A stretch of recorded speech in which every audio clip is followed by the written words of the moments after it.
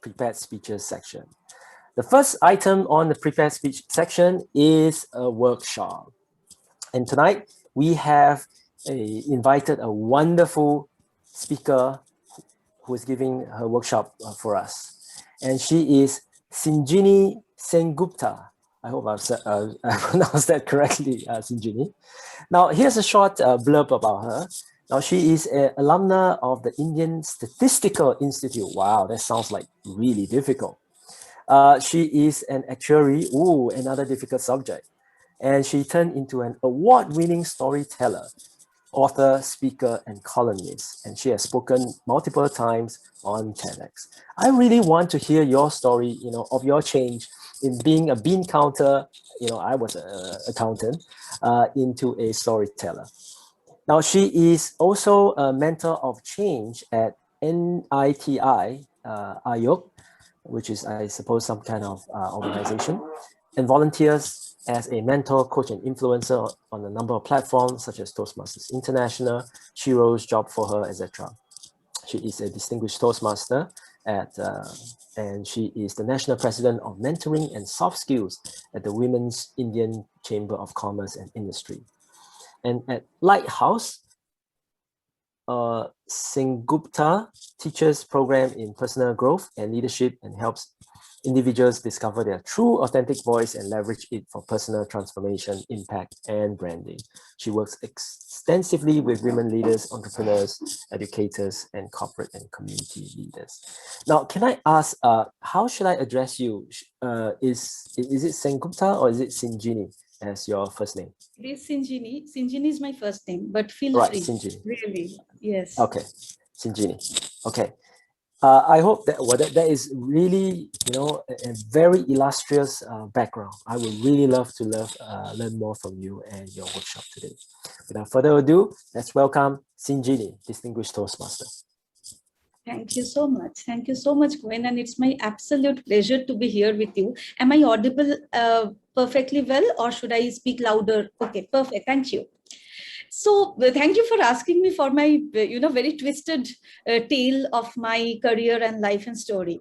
So I studied economics and then I went on to become an actuary and spent my entire 20s studying very hard exams and cracking exams and staying closed doors and saying no to all the friends and all the outings and all the films. And then the way I often say it is that I was grown up on the great Indian myth, which says that if you study hard, everything in life is going to be a cakewalk. So I was stupid. I fell for it. I hope none of you are like me. Then I had a professional burnout. I was a step away from quadriplegia. When I was denying my truth for a very long time, which is that, I'm getting everything materialistic, but I'm not quite happy and I don't know what this life is about and what's really going on. But then I would hush my inner voice and go on following the hands of the clock. And then my body spoke louder. Following that, 2015, I had a professional burnout. I thought I'll take a little sabbatical, get well, and just come back to work. That is what I told my people on the last day of my work.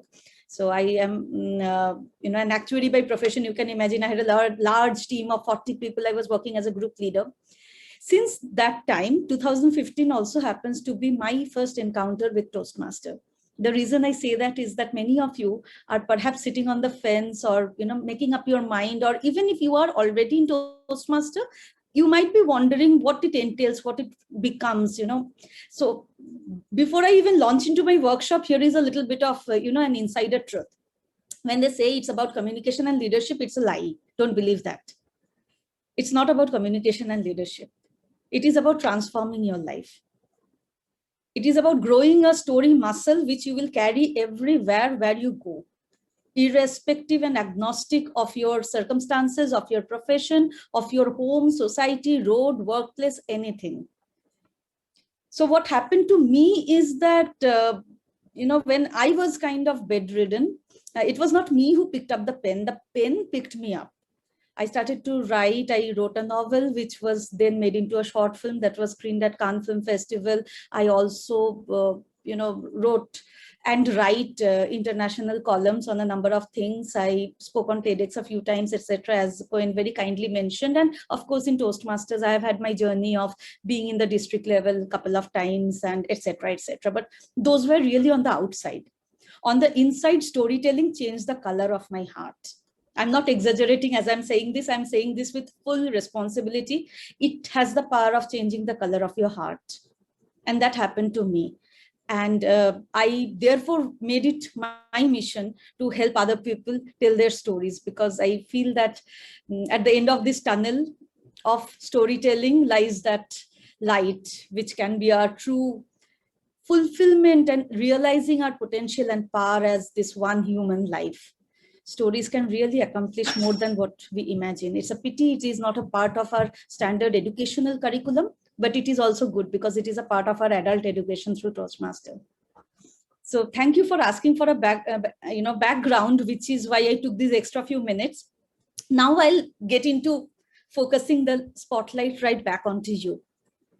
So if I may have your permission, and if all of you have a pen and a paper or a screen to scribble something on, may I ask you a series of little questions which you can answer and write down.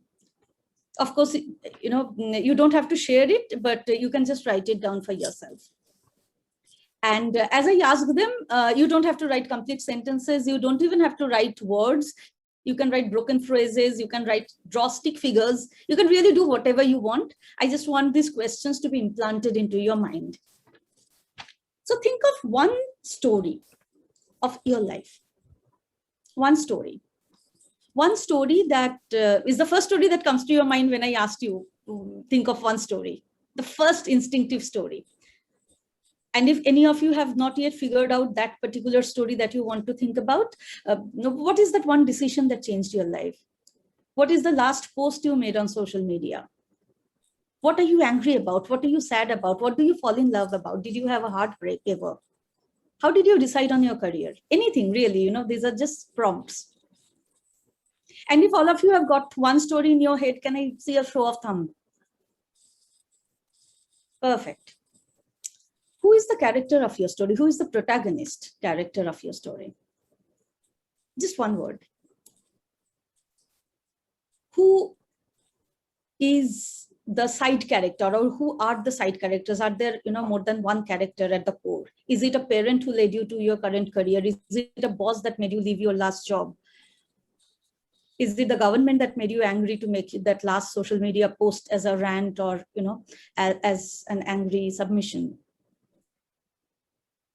What is the problem you are trying to explore with your story? Because of course, if there is no problem, if we are perfectly satiated, as I am from an economics background, first principle that we were taught is insatiation. If human beings were satisfied, they wouldn't attend anything like a Toastmaster meeting. So what are you dealing with in terms of problem in your story? What if that problem is left unexplored, unresolved, unfixed? What if nobody does anything about that problem? What if your problem gets solved? How does it get solved? Through your story. It doesn't have to be a fix-it-all formula, but are you living your story at the end thread with a ray of hope, or maybe a real solution?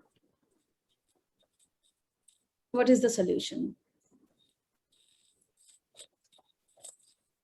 So when I shared on social media that I'm going to talk about the hero's journey, I got quite a few very interesting and endearing comments on my post, as well as personal messages saying, wow, hero's journey, what is it about?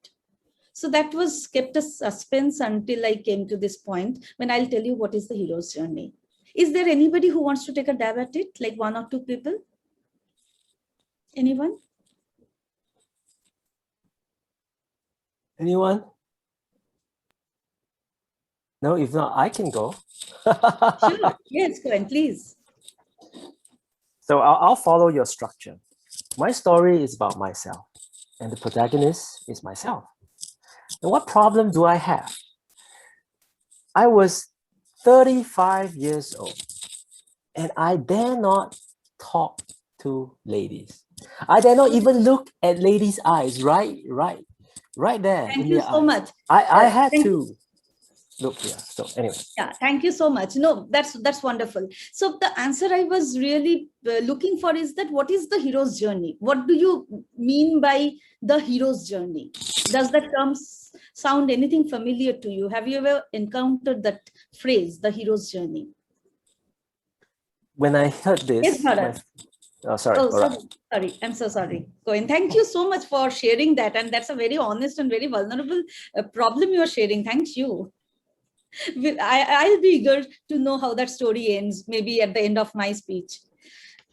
Bharat, please. My story is about my brother, my life, my childhood, and he is a special child, a learning disabled, and a younger brother to me, and I was his guardian. And it was good for me to see him on a cover of a Span magazine back in 1978 or 80. He could not go out of the house alone, and we together learned, and everyone told in my family, look, you're going to kill him. And he used to bicycle to the school. So that is some big achievement. And he is still there, and still I am the guardian for him. Thank you. Thank you for sharing. And isn't it magical? I mean, what parts of our human slices of life come out?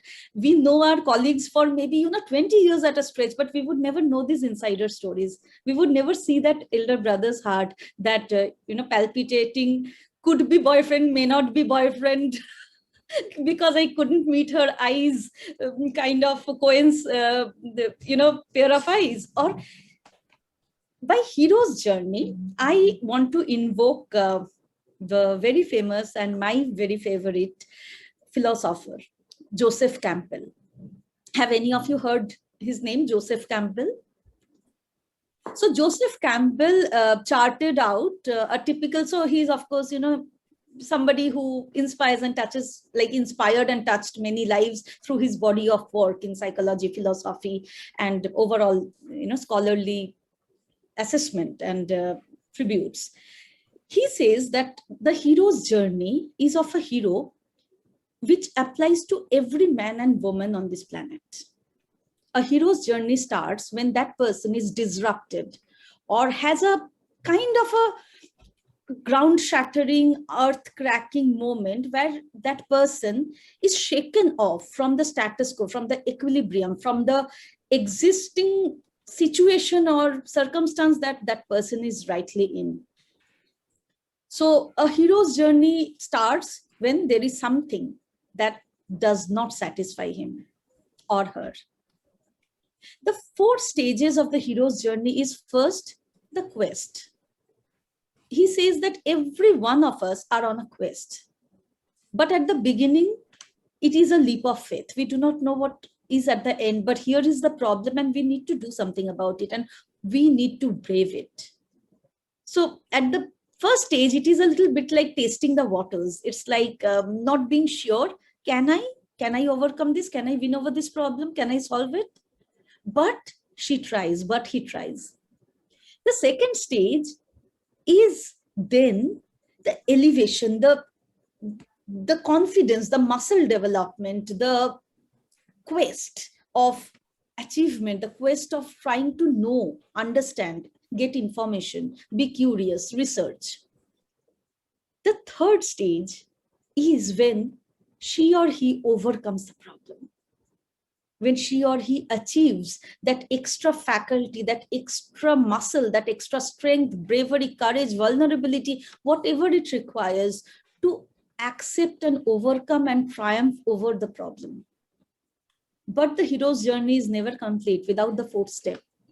When he or she brings that gift they have achieved over this journey back to the world and back to the regular life, back to the routine, back to the discipline, back to the mainstream that she or he were doing. So we don't always have to leave our job or leave our home and go up the mountains in a cave to meditate or make some drastic, big, earth-shattering changes in our life.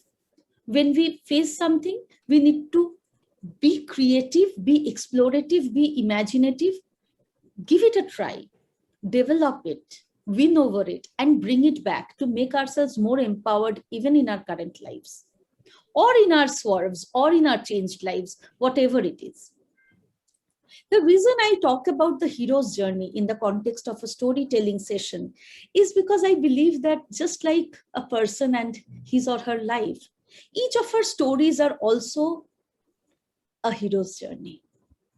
It has a character, it has a context, it has a crisis, and unless you talk about that crisis, unless you solve that crisis, it will lead to a climax that will intensify it. But with your mastery in storytelling, you will bring it to a closure and you will mainstream it. You will leave each of your audience with a change of heart, with an action point to do, with something that will change the color of the audience, change the color of their hearts, and make them empowered with the gift you have to share with the world. So with this context of the hero's journey, our communication really becomes empowered, because now we have a structure in mind, now we have a goal in mind, and now we know how, when we are telling our next story, we are just not ticking off the next project on the pathways, or just completing a business presentation. Oh God, now it's done and let's hit the bar in the evening for a drink. We know that we have been able to make a difference, to change a life by changing our own lives. However, if that challenge is something that calls you to an action, and if you are going to be a new club who is chartering and who is wondering, it is at the stage of a leap of faith. It is at a stage when you are deciding and discussing in your mind, consulting your own body, mind, anxiety, or confidence, or courage, or vulnerability, to decide where does it lead? What will happen after all? Will I be, speaking like one of those speakers, or will I be just dabbling with it and coming back? And then you need reasons, you need logic, you need research, you need something to validate your decision. So let me give you a couple of reasons why storytelling works magic. First, you see, in today's time and age, in today's current world, where technology is practically doing everything that human beings could do once upon a time.